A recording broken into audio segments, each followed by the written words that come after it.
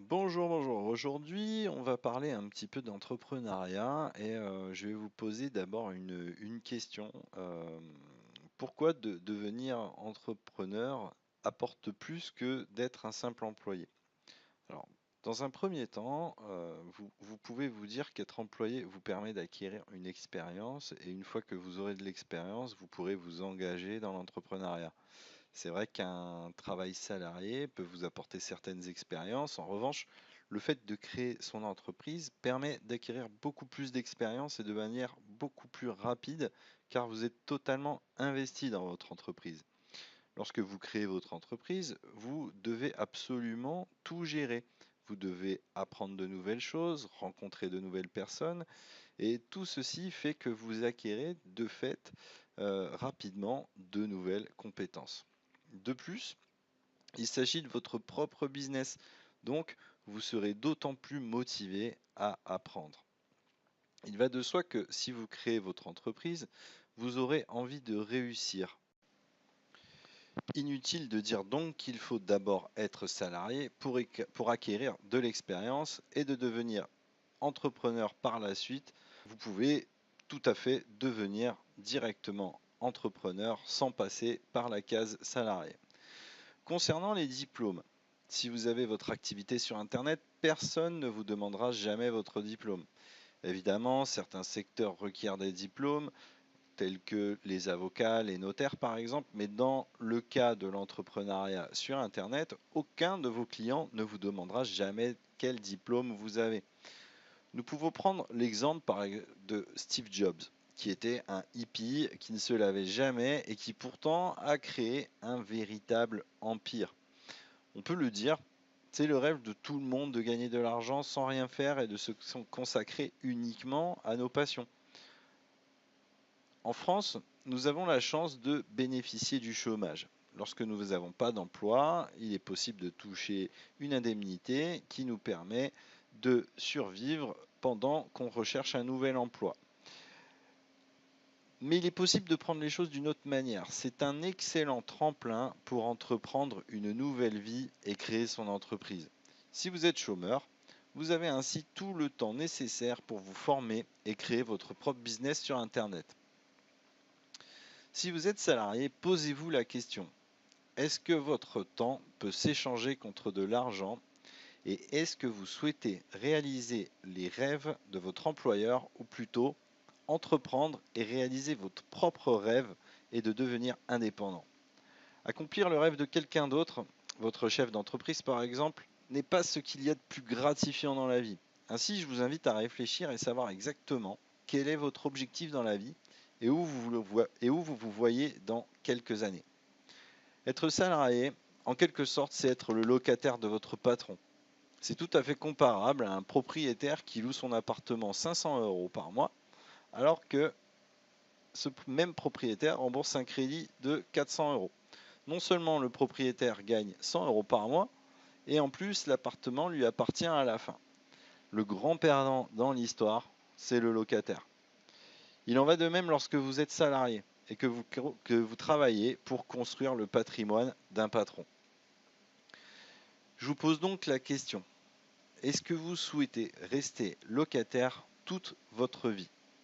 Ou alors, devenez le propriétaire de votre vie en entreprenant et en construisant votre propre entreprise. Il existe des dizaines de façons sur Internet de gagner sa vie de manière totalement indépendante. Être salarié, en quelque sorte, c'est la plus mauvaise façon de gagner de l'argent. Pourtant, c'est ce qu'on nous rabâche dans les oreilles, c'est ce à quoi on est formé à l'école, c'est de devenir salarié, de travailler pour une entreprise et d'échanger son temps contre de l'argent. Que ce soit en e-commerce, en dropshipping, vendre sur des marketplaces tels que Amazon, vendre des formations, vendre votre savoir sur un blog, vivre de l'affiliation par exemple, je vous invite à découvrir dans cet article tout un tas de méthodes et notamment celle du dropshipping qui va vous permettre de réaliser votre site internet en e-commerce et devenir définitivement indépendant et maître de votre vie et de votre destin. Donc qu'est-ce que le dropshipping? Je vous invite à lire l'article qu'il y a dans la description de cette vidéo et donc de vous faire votre propre avis sur la meilleure manière que vous souhaitez mettre en place pour gagner de l'argent sur Internet et devenir indépendant. En France, c'est très simple. Vous avez plusieurs choix qui s'offrent à vous. Dans un premier temps, pour vous lancer, vous pouvez tout à fait devenir auto-entrepreneur. C'est très facile en quelques clics de devenir auto-entrepreneur, d'avoir un numéro de SIRET et de partir à la recherche de fournisseurs, par exemple, qui vont vous permettre d'avoir des prix fournisseurs et de vendre sur Internet.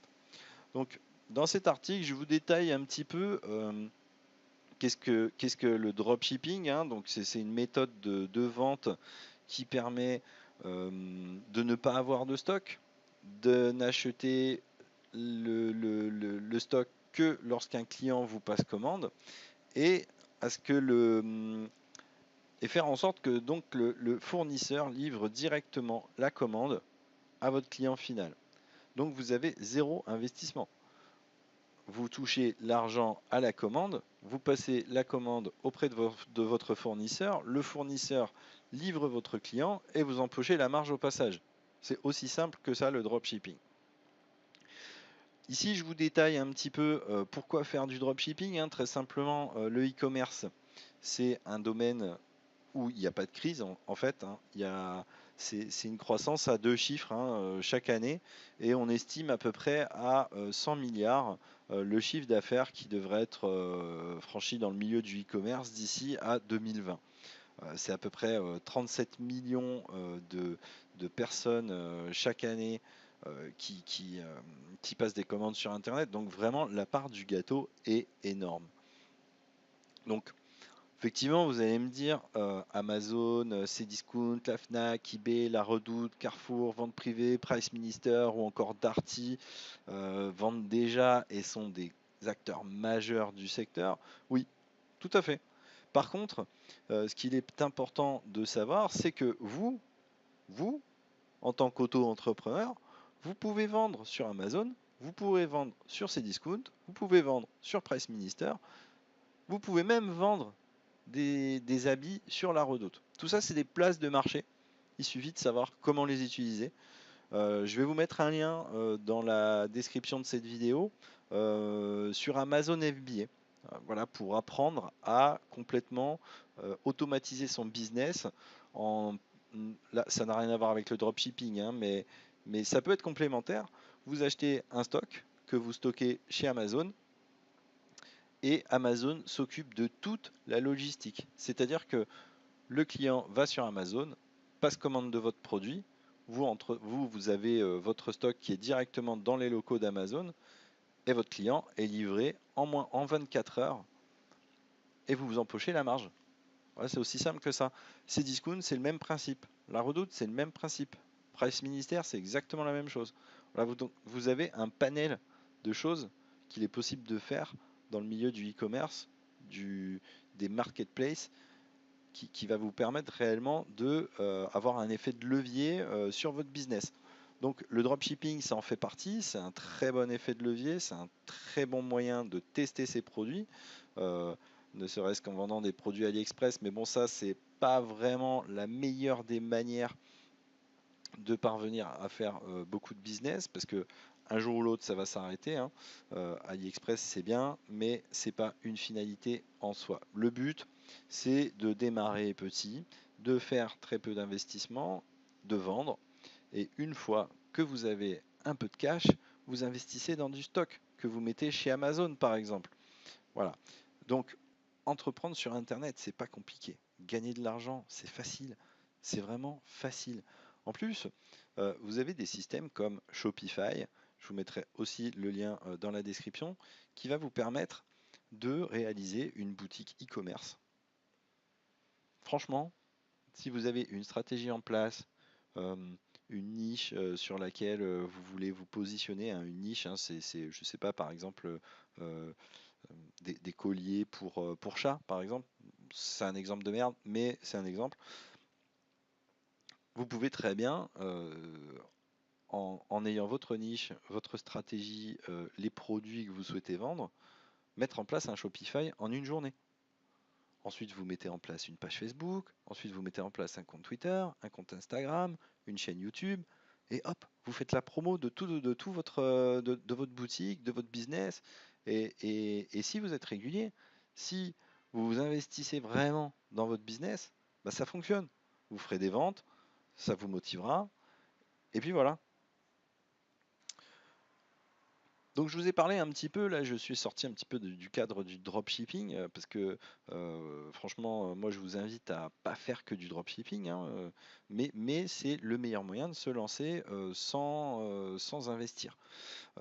Voilà, on peut voir donc les avantages du dropshipping, c'est donc pas de stock, pas de coût fixe et un large catalogue, parce que vous exploitez littéralement le catalogue de vos fournisseurs et leur logistique. Donc, en gros, vous pouvez vendre un petit peu tout ce que vous voulez. Tout ce qui est sur Internet, en gros. Vous pouvez le vendre. Vous pouvez même vendre des choses qui sont sur Amazon. Si vous les vendez bien, si vous les marketez bien, si vous donnez une valeur perçue supérieure, vous pouvez vendre plus cher qu'Amazon sur votre site. C'est tout à fait possible. Les inconvénients du dropshipping, comme la plupart des inconvénients, si vous faites du dropshipping avec AliExpress par exemple, c'est que bah, ça vient de Chine. Ça vient de Chine, donc comparé à Amazon, vous ne livrez pas en 24 heures. Voilà. Donc vous livrez plutôt en 15 jours, 3 semaines, voire un mois dans certains cas. Donc il est crucial de bien choisir ses fournisseurs de façon à ce que vous raccourcissiez au maximum ces délais, même si très honnêtement, ça se passe très bien dans la plupart des cas. Les gens qui passent commande sur votre site, c'est parce que vous avez bien marketé votre truc et du coup, ils sont prêts à attendre. Il n'y a pas de souci. À partir du moment où vous le dites et que vous l'expliquez bien, les gens vont le comprendre et ils vont attendre. En termes de vision long terme sur le dropshipping, étant donné que les stocks ne vous appartiennent pas, eh ben, effectivement, ça peut être un business pas très pérenne parce que vous ne maîtrisez pas ce qui se passe dans les stocks. Les objets que vous vendez peuvent disparaître du stock du fournisseur, mais bon, vous pourrez toujours trouver une alternative. Vous pourrez toujours trouver un autre fournisseur, quelqu'un d'autre qui vendra la même chose. Peut-être que ça réduira votre marge, peut-être même que ça l'augmentera. Donc, il y a toujours moyen de s'en sortir. Et c'est ça l'entrepreneuriat, c'est que dans l'entrepreneuriat, on passe son temps à résoudre des problèmes. Mais une fois que la chose est mise en place et une fois que vous avez votre stratégie et que tout fonctionne, bah la roue s'enclenche et ça roule. Et vous êtes indépendant. Un autre point sur le dropshipping, des inconvénients du dropshipping, ça peut être la qualité. Vu que vous n'avez pas de vision réelle du produit, bah, la qualité peut être médiocre et tout. Enfin, ça, pour en être sûr, il faut d'abord commander un exemplaire pour vous, le tester, regarder si ça convient, si c'est de bonne qualité, et puis ensuite vous le vendez, tout simplement. Donc, c'est important de nouer une relation de confiance avec son fournisseur. Voilà, bon, ça, c'est du business, c'est normal. Il faut faire ce genre de choses. Donc, voilà, je vous invite à lire hein, l'article que je vous ai préparé. Donc là, les fournisseurs en dropshipping, c'est tout un tas de conseils donc pour choisir bien vos fournisseurs. C'est pas compliqué de trouver des fournisseurs, il y en a des tonnes. Moi, je pense à l'Espagne par exemple. En Espagne, il y a plein de fournisseurs qui font du dropshipping. Il y a Big Buy par exemple, hein, qui est un gros acteur qui livre dans toute l'Europe et ils sont en Europe, hein, donc vous n'avez pas toutes ces histoires de douane que vous pourriez, entre guillemets, avoir avec AliExpress. Donc voilà, je vous laisserai lire. Et donc là, la partie la plus importante qui doit représenter 50% de votre temps dans votre business, c'est le marketing. Et dans le marketing, j'inclus le client. Les 3 règles d'or, simple. Rendez vos clients heureux. Délivrez ce que vous avez promis et maintenez un bon relationnel et un bon niveau de satisfaction. C'est crucial, c'est les 3 règles d'or. À partir du moment où ces 3 règles d'or sont mises en place et appliquées, vous n'aurez jamais de soucis. Enfin, jamais de soucis. Vous aurez de temps en temps des petits soucis, mais ça fait partie de l'entrepreneuriat. Il faudra y pallier, et ça, c'est le business. Vous êtes motivé de toute façon, donc à vous de jouer. Il est très important de se rendre compte que même si c'est du business sur Internet, il faut garder, placer l'humain au centre de votre business. C'est pas un robot qui est derrière son écran, qui passe commande, qui machin. Non, c'est une vraie personne. C'est une vraie personne. Moi, ma première commande, la première commande, ma première cliente, eh ben, j'ai eu les larmes aux yeux quand j'ai eu la commande. Eh ben, je l'ai appelé. Je l'ai appelé, j'avais son numéro, hein, parce que j'ai un Shopify qui tourne et tout ça. Je l'ai appelé, j'ai dit bonjour madame. J'avais le sourire au téléphone, hein, vous voyez, hein, c'est très très important d'avoir le sourire au téléphone parce que, vous voyez, là, je souris et ça s'entend. Vous voyez, quand on sourit au téléphone, bah, les gens s'en rendent compte, vous avez une voix plus joviale, tout ça. Et donc la personne, je l'ai remercié pour sa commande, je lui ai demandé si tout s'était bien passé sur le site, si elle n'avait pas rencontré de problématiques particulières. Et à la fin, je lui ai dit, bah, écoutez, je vais être honnête avec vous, vous êtes notre première cliente, je vais vous offrir un cadeau. Et je lui ai offert un cadeau en plus de son produit. Elle était ravie. Et vous savez quoi? Ça m'a rapporté plein de clients derrière parce qu'elle en a parlé à toutes ses copines. C'était une petite vieille, hein, mais une retraitée, hein, pardon, c'était pas une petite vieille, c'était une retraitée qui en a parlé à ses copines, tout ça. Elles sont venues sur mon site et elles ont commandé, elles ont commandé, elles ont commandé. Voilà. Donc, même si c'est un business sur Internet, placez le client au centre de votre business, c'est extrêmement important. Voilà, il faut que vous ayez la notion de l'être humain qui est derrière son écran, qui sort sa carte bleue, qui vous connaît pas, qui est pas sûr, tout ça. Appelez-les de temps en temps, 1 sur 10. Si vous avez plein de commandes, bon bah voilà, c'est bien, c'est que votre business y tourne. Mais au début, prenez le temps d'appeler vos clients, de leur dire voilà, j'ai bien traité votre commande, tout ça, tout s'est bien passé. Est-ce que vous avez des questions? Voilà, bah, dans combien de temps je vais recevoir ma commande? Si c'est la question du client, bah, vous lui dites bah, 2-3 semaines, mais on fait au maximum pour réduire les délais. Dans tous les cas, je vous tiens informé, blablabli, blablabla. Bref, vous rassurez votre client. Le marketing, donc bah voilà, le marketing, c'est la clé hein, pour la réussite sur Internet. Donc c'est vraiment là où vous devez passer 50% de votre temps. Et appeler votre client, ça fait partie de ces 50%. Alors ouais, si vous avez plein de commandes, ça peut être hyper chronophage, mais dans un premier temps, ça vous permet d'avoir un espèce de relationnel, de vous rendre compte que vous avez fait affaire à des êtres humains. C'est un vrai business, c'est un vrai business. Donc il faut vraiment mettre l'être humain au centre de votre business. Donc, les leviers pour faire du marketing sur Internet, pour avoir du trafic, pour obtenir des nouveaux clients, bah, c'est bien plus facile qu'il y a quelques années avant Internet, hein. Avant Internet, bah, ils faisaient quoi? Ils faisaient du porte-à-porte, ils envoyaient des courriers. Enfin, c'était vachement plus compliqué que maintenant. Maintenant, vous avez les réseaux sociaux, que ce soit Facebook, Instagram, YouTube, Pinterest, LinkedIn, Reddit, Tumblr. Voilà, vraiment, il y a tout un tas de solutions. Alors, moi, je vous invite à regarder là des petites formations sur Facebook et Instagram et Twitter qui sont vraiment super, super, super intéressantes. Moi, je les ai dévorées, ces formations, parce que j'adore apprendre. Je suis un entrepreneur, j'adore apprendre, j'adore me former, j'adore investir sur moi-même.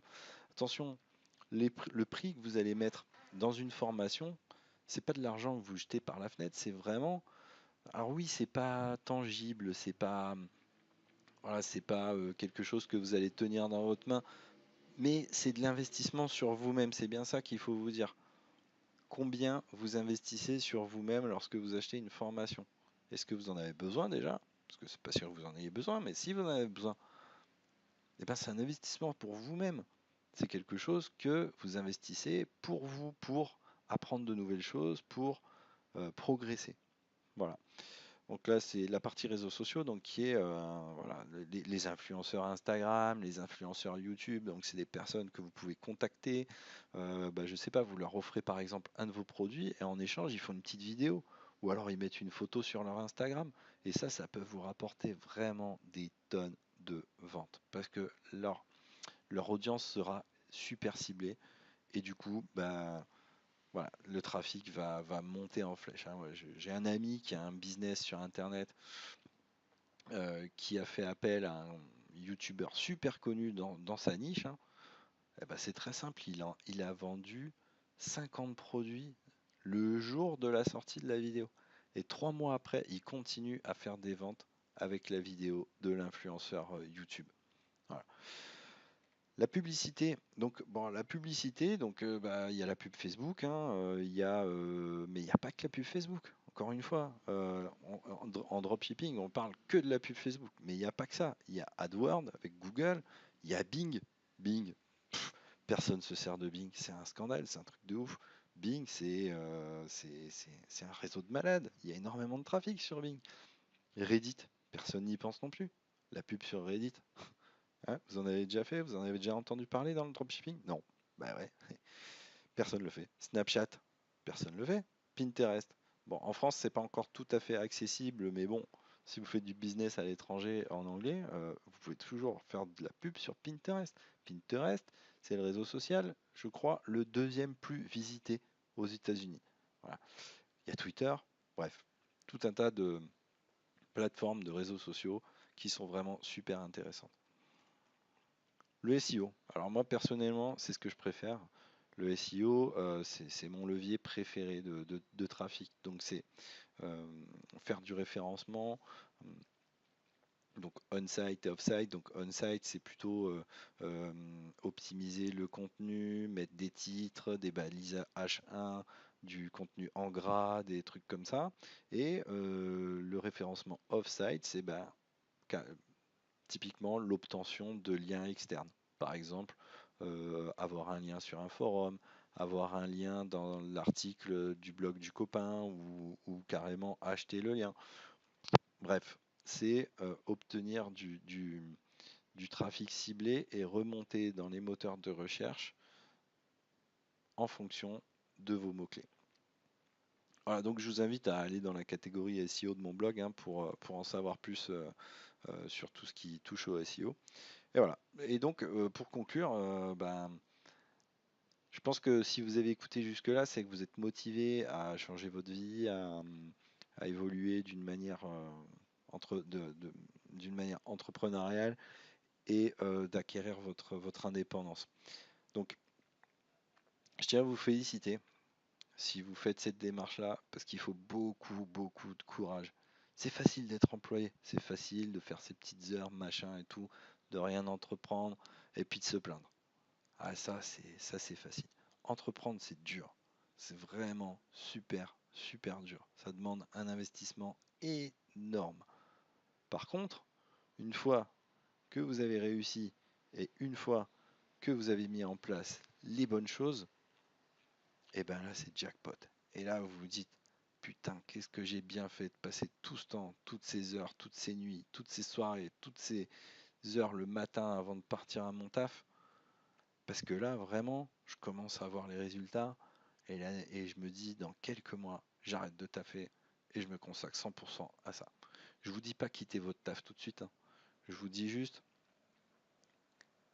investissez-vous au maximum, mettez en place les bonnes choses et ça va fonctionner. Donc moi, je vous conseille plusieurs choses. Je vous conseille d'abord la formation de Fred Zibet sur le dropshipping, la formation de Franck Houb sur le dropshipping également. Les deux sont complètement complémentaires. Euh, je vous conseille d'aller voir aussi tout ce qui concerne Amazon FBA. Enfin bref, je vous mettrai tous les liens euh, dans la description de la vidéo. Et si vous voulez passer à l'action, bah, rendez-vous sur mon blog, cliquez sur oui, je veux passer à l'action et engagez-vous. Faites quelque chose, changez les choses. Et dans un prochain article ou une prochaine vidéo, je vous parlerai un petit peu de tous les bouquins que je lis, parce que je lis beaucoup de bouquins. C'est super important les bouquins. On croit souvent qu'il y a tout sur Internet, mais non, hein. Le vrai savoir, les vraies connaissances, c'est dans les bouquins. Et donc, je vous expliquerai un petit peu des bouquins que je lis pour avoir un mindset d'entrepreneur et rester toujours motivé. à bosser des heures et continuer à faire grossir mon business. Voilà, je vous remercie d'avoir écouté cette vidéo. Lâchez un petit pouce bleu si ça vous a plu, si ça vous a motivé. Si c'est le cas, ben, rendez-vous sur mon blog, allez voir les formations dont je vous ai parlé. Et puis, ben, félicitations encore une fois si vous passez à l'action. Allez, ciao, bye.